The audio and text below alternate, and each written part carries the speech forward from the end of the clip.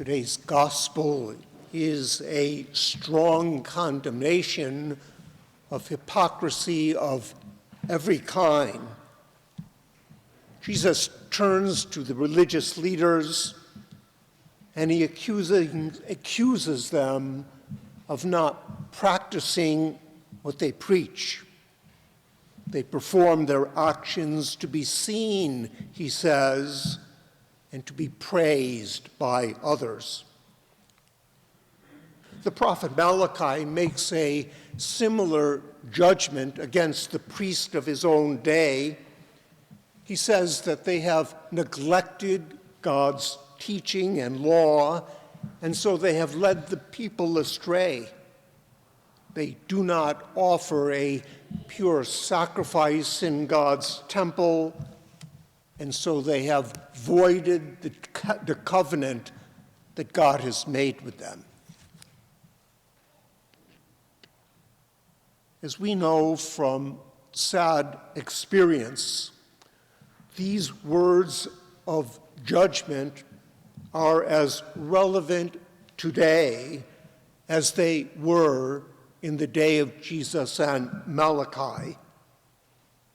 Those of us who are priests and religious leaders, we have not always been faithful to the gospel we have been entrusted to proclaim. And so it often happens that we say one thing and we act in another way. And when that happens, we are the very hypocrites that Jesus and Malachi condemn in today's readings. But this morning's second reading also presents us with a positive example of ministry. The example of St. Paul, who not only shared the gospel with the Thessalonians, but shared his very life with them. And so he tells us that he worked among them with his own hands night and day so that he wouldn't be a burden to them. He says that he was as gentle with them as a nursing mother is with her child. And so the contrast in behavior between St. Paul on the one hand and the religious leaders that Jesus and Malachi condemn on the other, it couldn't be greater.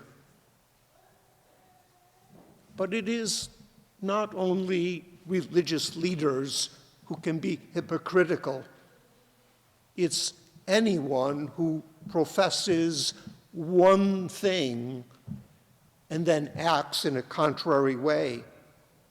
It's anyone who acts in order to be seen and praised by other people. It's anyone who is more concerned with the praise that comes from human beings than the praise that comes from God. To be a hypocrite is to be like an actor on a stage who is playing a part.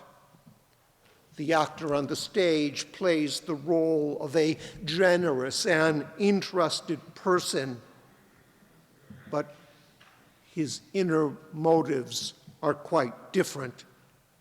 He says, he seeks the praise and others of others. He wants the audience to praise and acclaim him for his good behavior, and yet he doesn't act that way in real life. So, what is the antidote to this disease of hypocrisy?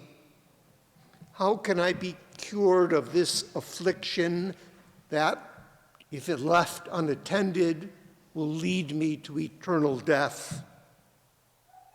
The final words of today's gospel are the answer that Jesus gives us. He says the greatest among us must be the servant of all the rest. He warns us that if we exalt ourselves, we will be humbled. And he promises us that if we humble ourselves, God will exalt us. And so the real antidote, the medicine against hypocrisy, is humility, the kind of humble behavior that we see in Christ, who came among us not to be served by us, but to serve us and so to give his life as a ransom for many. It's the example of the Christ who emptied himself on the cross to the very point of dying and then was raised up and exalted by God. Here's something that all of us can do in the week ahead that might help us to grow in this kind of humility. First of all, reflect upon and pray over this gospel in the week ahead. Think about it. How does it apply to us? And then ask yourself this simple question: why do I do what I do? Why do I act in the way I act every day? Is it to obtain the praise and the glory that comes from God alone? Or is it to obtain the praise and glory that comes from human beings?